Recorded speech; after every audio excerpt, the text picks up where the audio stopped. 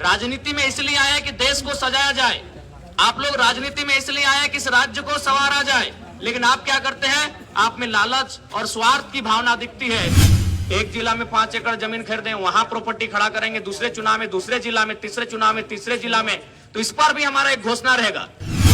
4 लाख बच्चे थे सीजीएल की परीक्षा में, हमारे और आपकी तरह हमारे घर के, और फिर भी उनके माता पिता अगर उनको वोट दे रहे हैं और वे कुछ नहीं बोल रहे, वो नेता जिम्मेवारी नहीं ले रहे हैं, तो हमको बड़ा आश्चर्य लग रहा है कि वोट उन्हें दिया किस जा रहे हैं। देश के हालात, चाहे राज्य के हालात तबे बदलतो जब नेता के सोच बदलतो।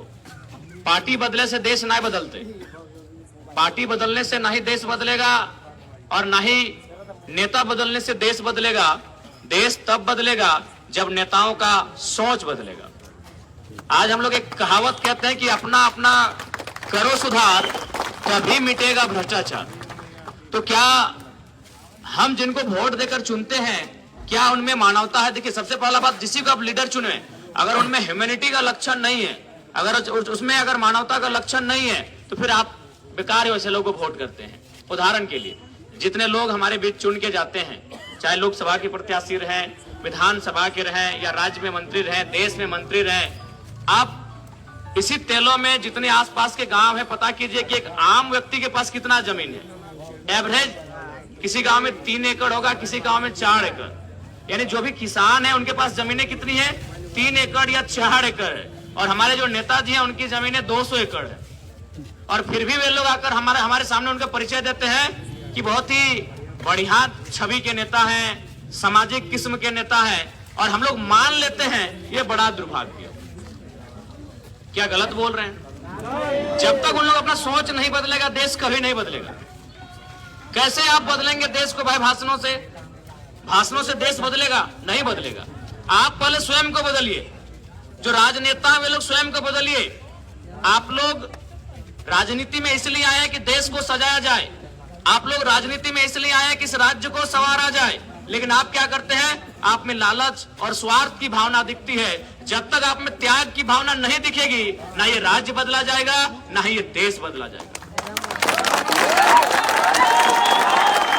इसलिए आज हम पहला घोषणा आपके सामने फिर से दोहराएंगे कि यदि हम लोकसभा चुनाव जीत के आते हैं, तो हमारी ओर से जो पहला घोषणा है कि हमें जो सैलरी मिलेगी, मुखिया से लेकर सांसद, प्रधानमंत्री से लेकर राष्ट्रपति, सबको महीना दिया जाता है। जैसे बाकी सर्विस में महीना दिया जाता है, इनको भी महीना यानी सैलरी दिया जाता है। और शायद आज के समय में कुल मिलाकर सांसद की सैलरी 2,91,000 है। अच्छा, हिंदू है ना? सांसद की सैलरी 2,91,000 है। आज हम लोग आपके सामने ये घोषणा करते हैं कि 75% जो हमारी खुद की सैलरी होगी वो जनता के बीच डोनेशन करने का काम करेंगे।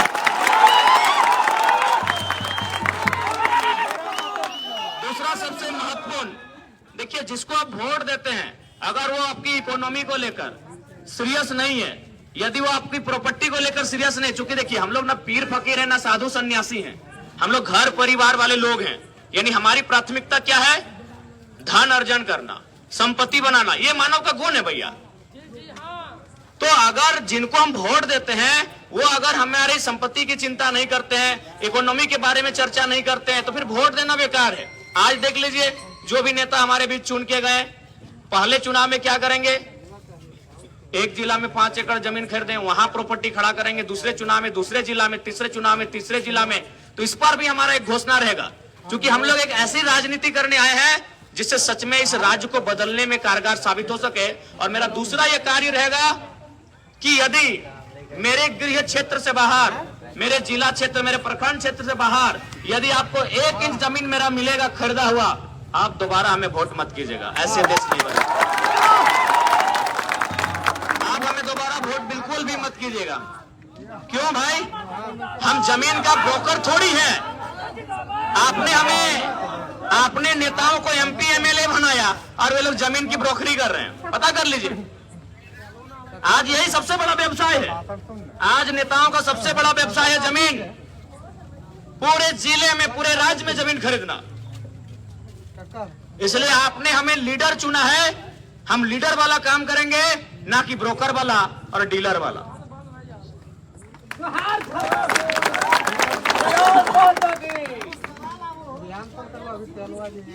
हाँ बिल्कुल, सवाल का उत्तर हम लास्ट में खुद देंगे, आप जो भी सवाल आपके जहन में आएगा। तो आज और साथ ही साथ जो भी प्रत्याशी आएंगे, क्योंकि बहुत जगह हम लोग देख रहे हैं कि प्रत्याशियों को लोग गांव में नहीं जाने दे रहे, हम चाहेंगे उनको गांव में जाने दीजिए, गांव में उनको बैठने दीजिए, चाहे कोई प्रत्याशी रहे।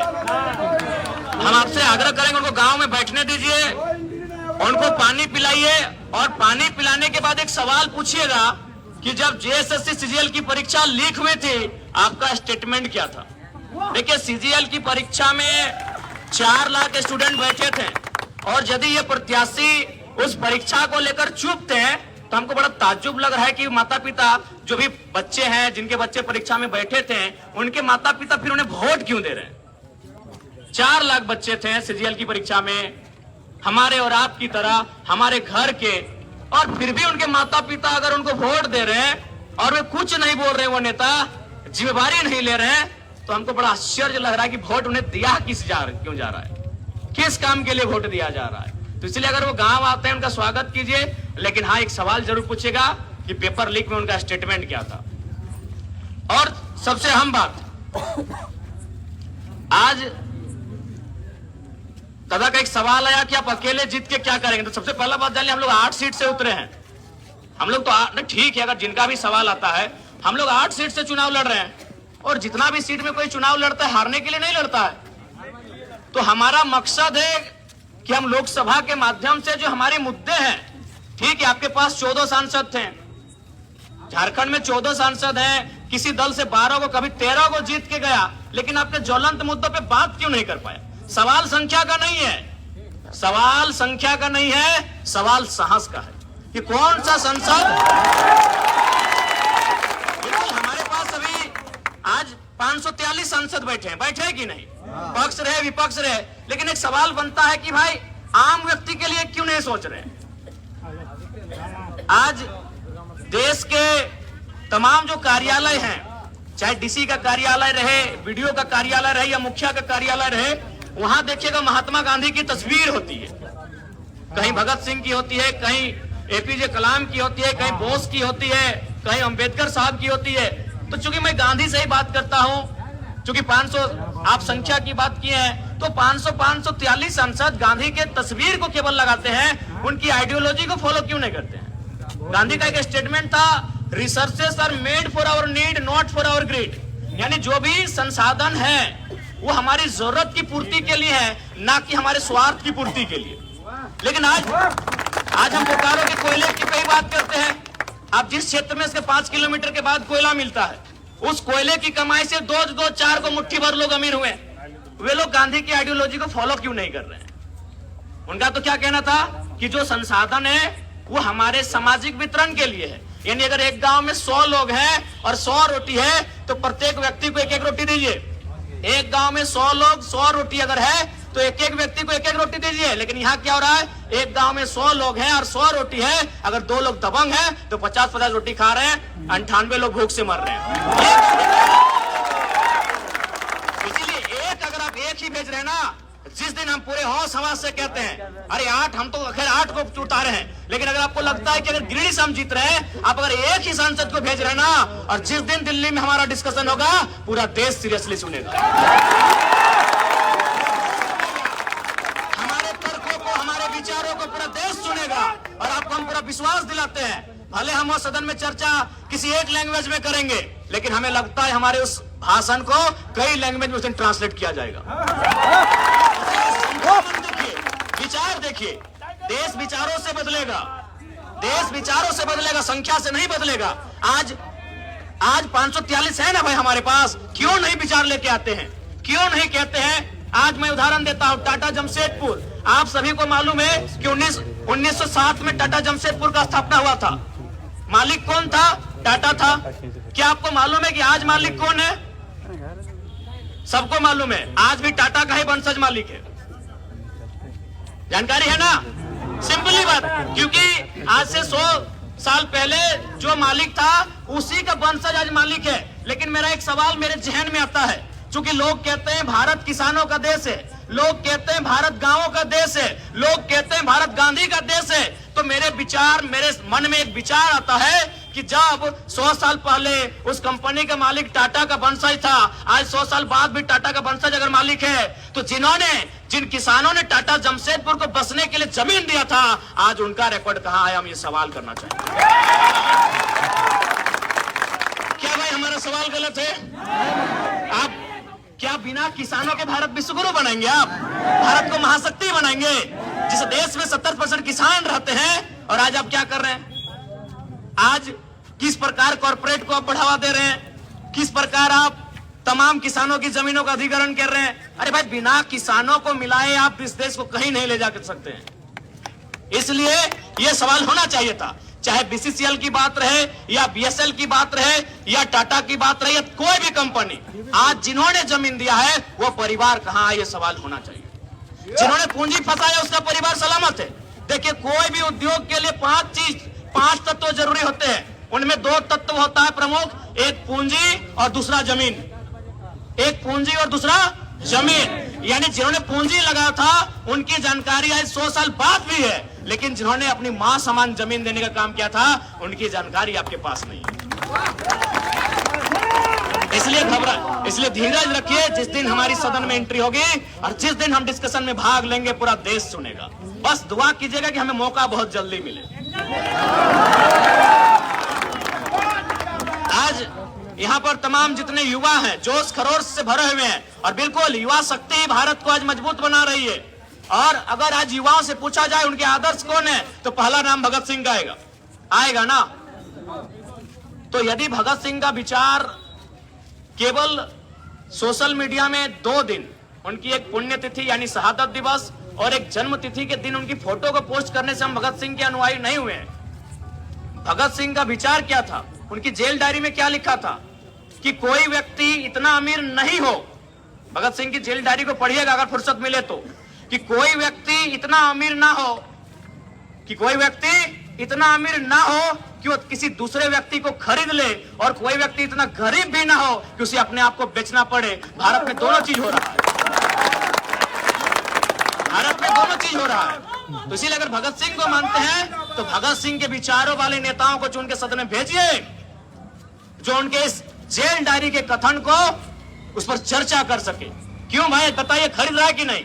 आज अगर पैसा वाला दूसरे को खरीद रहा है और अपने घर में एक बंधुआ मजदूर की तरह से काम लेता है, और जो गरीब है अपने आप को बेच रहा है, एक मजदूर नहीं बंधुआ मजदूर बना के बेच रहा है। और आप कहते हैं भगत सिंह के सपनों का भारत है, आज भी कई कोसों अधूरा है। इसलिए 1 आए चाहे 21 आए चाहे 11 आए, अगर 1 से भी शुरुआत हो रही है तो होने दीजिए ना, रोक कह रहे हैं।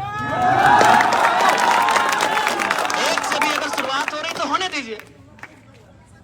और चूंकि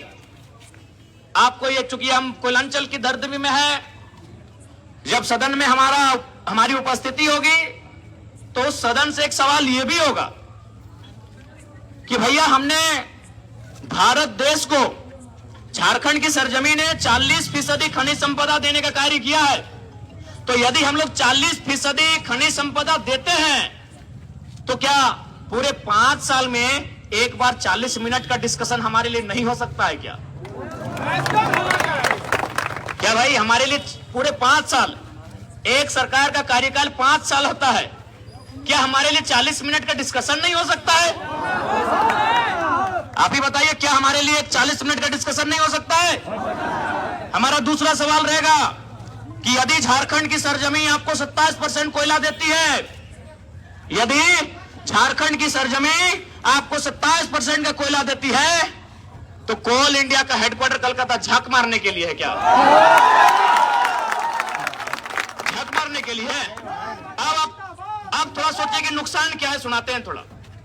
कोल इंडिया का हेडक्वार्टर कलकत्ता, आप जितने भी कोलियरी हैं एरिया वाइज पता कीजिए, 99% जीएम कलकत्ता के। हम एक वाक्य कह रहे हैं, लेकिन उस वाक्य को कहने से पहले हम महिलाओं, चूंकि ये वाक्य महिलाओं के प्रति हम माफी मांग के एक वाक्य कहेंगे। हम तमाम जो भी हमारी माताएं बहनें हैं, हम उनसे माफी मांगते हुए एक वाक्य कहेंगे। एक वाक्य है कि बांझ क्या जाने प्रसव की पीड़ा। सुने होंगे आप लोग। इसका अर्थ क्या है समझे होंगे आप। तो मेरे कहने का मतलब है जो कलकत्ता से जीएम उठ के आएगा वो दुगदा में जो आग लगा है उसका दर्द समझ पाएगा। कलकत्ता का जीएम जो ढोरी बस्ती में आग लगा है, जो अमला में चपरी में आग लगा है, जो चंद्रपुरा में आग लगा है, उसको समझ में आएगा भैया। तो इसलिए पूरे सदन में हमारा ये पुरजोर डिस्कशन होगा कि 27% कोयला हम देते हैं, कोल इंडिया का हेडक्वार्टर अब कलकत्ता नहीं, कोल इंडिया का हेडक्वार्टर अब कलकत्ता नहीं, धनबाद या बोकारो होना चाहिए। उससे क्या होगा, हमारी समस्याओं का समाधान जल्दी होगा, जीएम हमारे लोग बनेंगे, एचआर हमारे लोग बनेंगे और जो भी डिपार्टमेंटल हैं, उससे हमारी समस्याओं का समाधान होगा। आज देखिए हम अंधेरे में है ना, अंधेरा आज कितनी मुश्किल से हमें बिजली मिलता है, लेकिन क्या आपको आइडिया है बिजली कहां बनता है? क्या भैया चंद्रपुरा में बनता है, बेरमो में बनता है, आइडिया ही नहीं आपको। क्या करते हैं भाई साहब? ये भी एक सवाल होगा कि बिजली का उत्पादन यदि झारखंड में होता है तो बिजली का हेडक्वार्टर भी कलकत्ता का है रहेगा।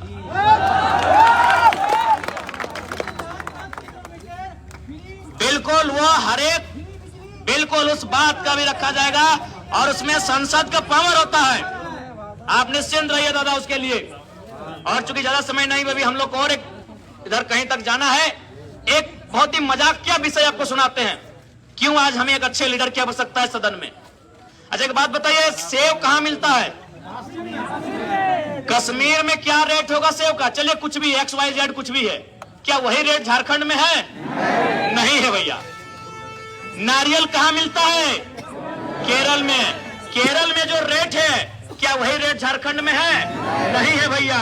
संतरा कहां मिलता है? नागपुर में। नागपुर में जो रेट है क्या झारखंड में वही रेट है? नहीं है भैया। अंगूर कहां मिलता है? नासिक में। नासिक में जो रेट है वो रेट झारखंड में है? नहीं है। बिल्कुल यही नियम है, लेकिन झारखंड के कोयले का रेट ऑल ओवर इंडिया एक ही है। झारखंड के कोयले का रेट ऑल ओवर इंडिया एक ही है मेरे भैया, एक ही है। ये हमारा दुर्भाग्य है। पता नहीं इन लोगों, आज कोई एक सीमा नाम की क्या एक लड़की थी यार, नेशनल न्यूज में देखें, आज हमारे झारखंड की सरजमी में कोयला के खदानों में हजारों लोग दब के मर जाते हैं, कहीं कोई चर्चा नहीं। यानी उनके नजर में हमारा जान नहीं, कहीं ना कहीं हमारा जीवन पशुओं से भी बदतर मानते हैं, तभी तो कहीं कोई स्थान नहीं होता है, कहीं कोई विमर्श नहीं होता है, कहीं कोई चर्चा नहीं होता है। और यदि आपको लगता है कि हम केवल भ्रम फैला रहे हैं तो एक उदाहरण देंगे। एक किताब है, पढ़िएगा, उजड़ता झारखंड। उस किताब के किसी पन्ने में एक जिक्र है कि जादूगोड़ा में जहां यूरेनियम है, हम लोग पढ़े हैं जीएस में, वहां उस जो रेडिएशन फैलता है उससे उस आसपास के 7 गांव की जो महिलाएं हैं उनमें 47% मां नहीं बन पाती हैं। तो समझ लीजिए इनकी नजरों में हमारा जीवन पशु से भी गैर गुजरा है। ये हम नहीं कह रहे हैं, ये किताब कहती है। उस किताब का नाम है उजड़ता झारखंड, पढ़ लीजिएगा मार्केट से मंगा के। 47% महिलाएं मां बन ही नहीं पाती। मैंने उनको आइडिया ही नहीं है कि मां मतलब मां शब्द भी कुछ होता है। यानी रेडिएशन से उनका शरीर इतना डिस्टर्ब हो चुका है कि उनको मालूम ही नहीं कि एक नर और नारी के बीच कुछ क्रिया होती है, उस क्रिया से संतान की उत्पत्ति होती है। यह परिस्थिति है भैया। इसलिए आज आवश्यकता है कि झारखंड की मिट्टी से एक दिलेर लीडर जाए और दिल्ली में हमारी पीड़ा को, हमारे साथ हुए अत्याचार को, हमारे साथ हुए शोषण को, हमारे साथ हुए अन्याय को पूरे सदन के माध्यम से पूरे भारत देश को बताए। आज ये जरूरत है हमें।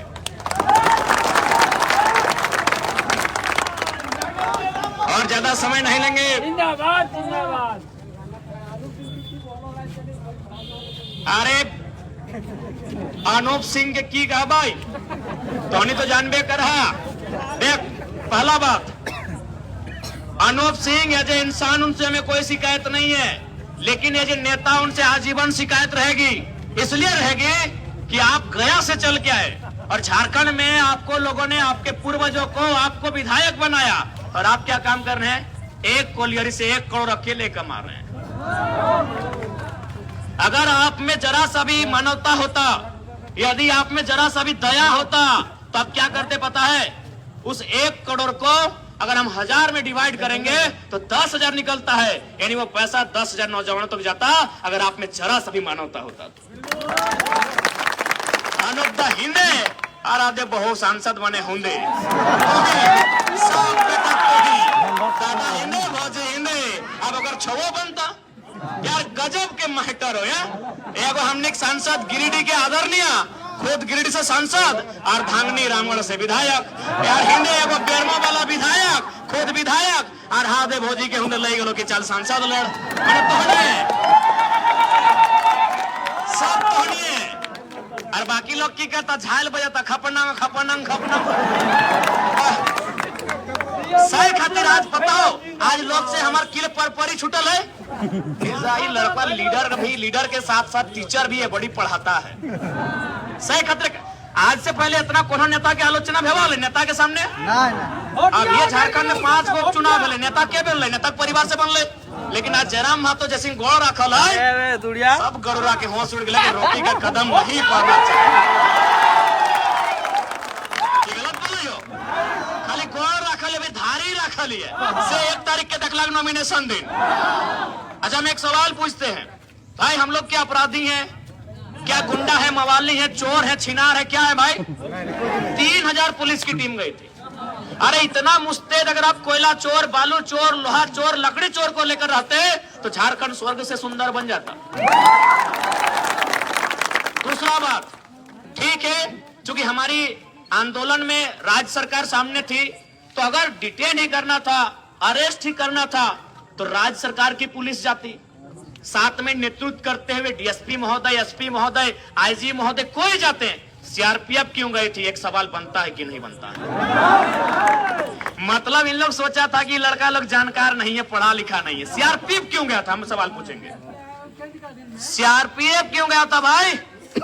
कौन सा अपराधी है हम लोग? पेशेवर अपराधी है, कातिल है, मुजरिम है, क्या है? सीआरपीएफ क्यों गई थी मान्यवर? क्या ये सवाल दागेंगे नहीं? बस इनको यही बात का तकलीफ है कि लड़का पढ़ा लिखा है, इसलिए आज देख सकते हैं आप कि कदम हमारे बस गरुआ के खान के बाहर पड़े ही हैं कि भाई रोका जाए, कैसे रोकी को इसका इंतजाम किया जा रहा है। तो खैर रोकने से रुकने वाले नहीं हैं, ये तूफान का झोंका है भैया, रुकने वाले नहीं।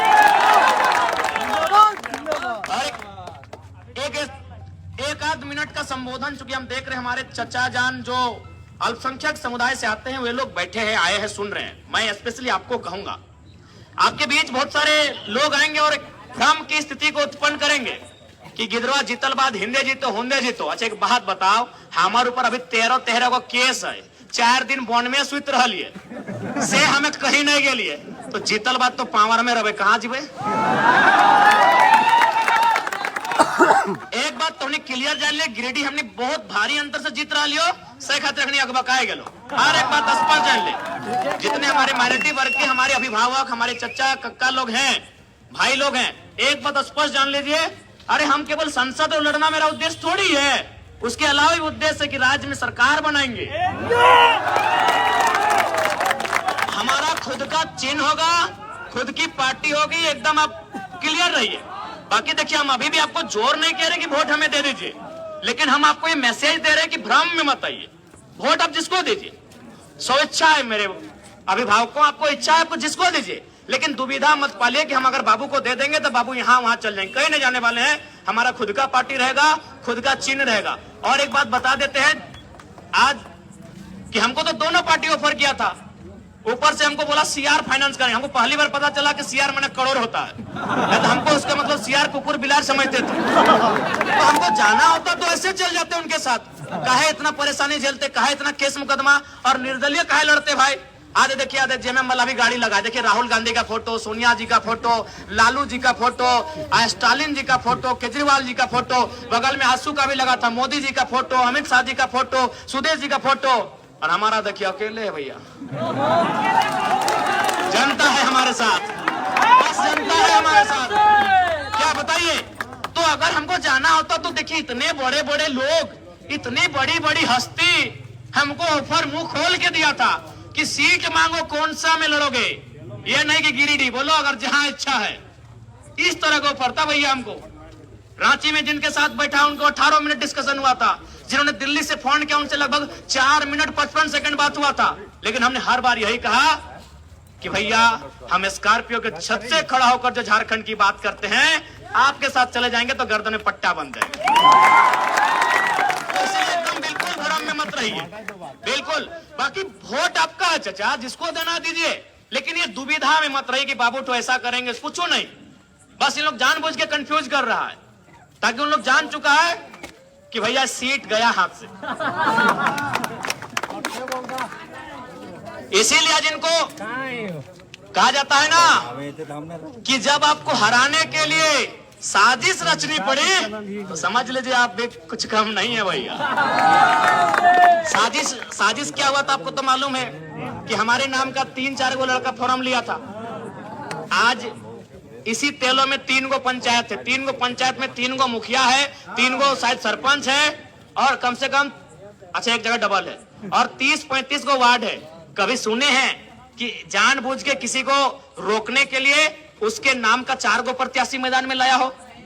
और मेरा टाइम में सुने कि नहीं कि सेम नाम जयराम महतो कहे न, 12 में जयराम महतो, 13 में जयराम महतो, 14 में जयराम महतो, जनता कंफ्यूज हो जाए।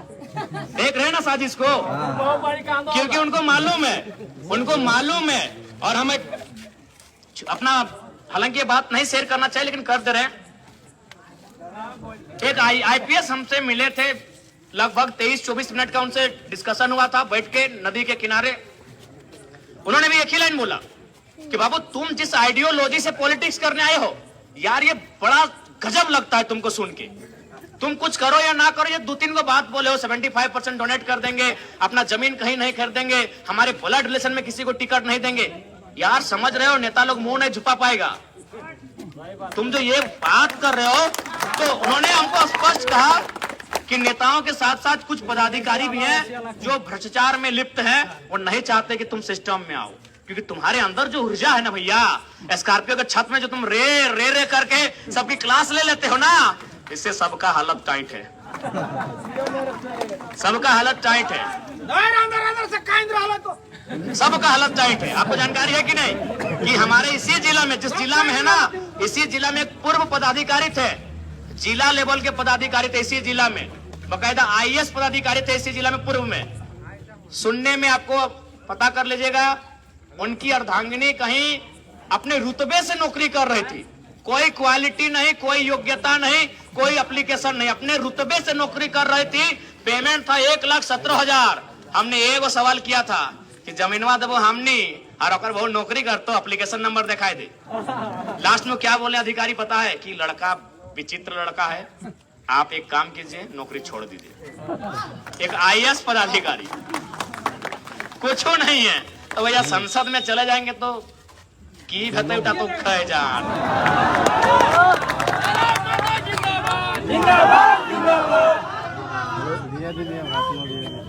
तो ज्यादा समय ना, अंत में इतना ही कहेंगे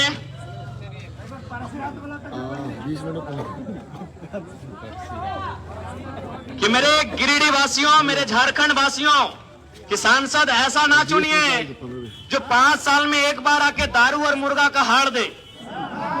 कि मेरे प्यारे जनता, सांसद ऐसा ना चुनिए जो 5 साल में एक बार दारू और मुर्गा का हार दे। अरे सांसद ऐसा चुनिए जो पारास्टार के पहाड़ से दिल्ली में जाके दहाड़ दे।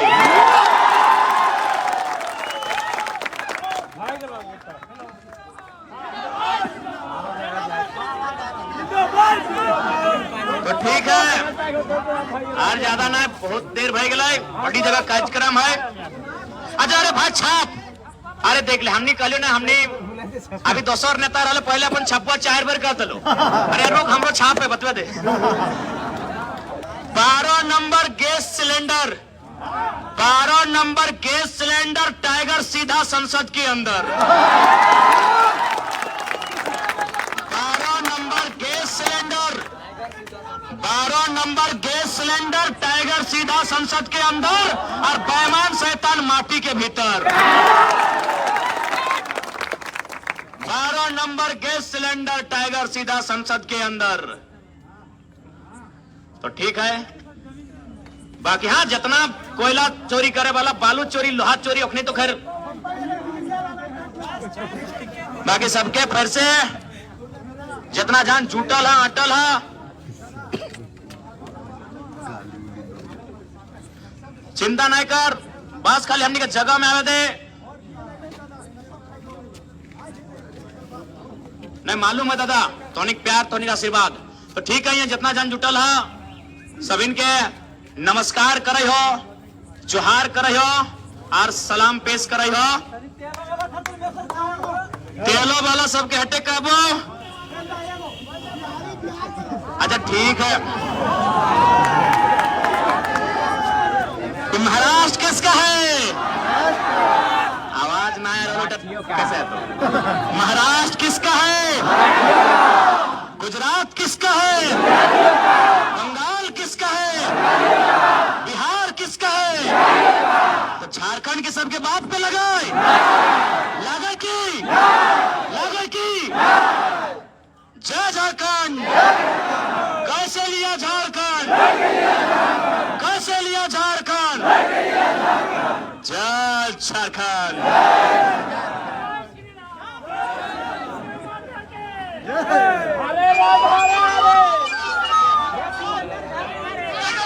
सानू महतो झारखंडी को लाइक, फॉलो, शेयर, कमेंट करें।